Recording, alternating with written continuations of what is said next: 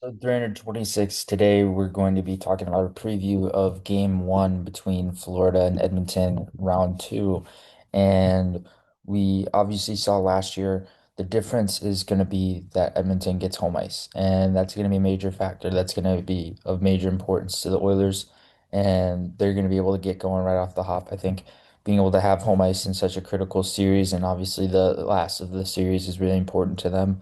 And both teams they play really well in their home building, so it's not going to be surprising to see if Edmonton's able to win and also if Florida's able to win at the same time in their own buildings. I think it can go either way. And I don't necessarily know if it's going to go seven like it did last year, but I wouldn't be surprised. I think these two teams are pretty evenly matched like they were last year, and they're going to have a lot of firepower going up front too. And especially with Edmonton, McDavid and Draisaitl, and then outside of that, you can get some depth scoring.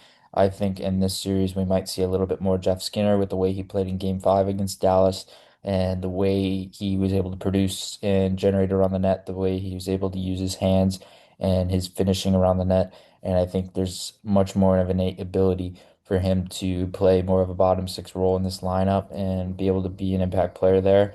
And I think with Skinner and some of the other guys in their bottom six, they can play effective hockey and they can play hockey moving north, and they're just effective moving up ice.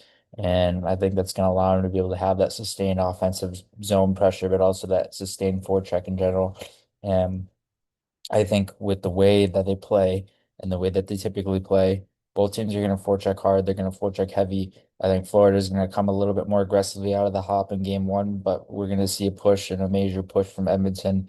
And they definitely have a really, really good chance. I would say even an even better chance than last year of being able to make it through. I know Florida is still the top team and they've been in the Stanley Cup final now for the past 3 years consecutively, but I still think Edmonton has a legitimate chance, and they're a team that cannot be underestimated so easily. So it's going to be a great series. It's going to be a really exciting series to watch as well.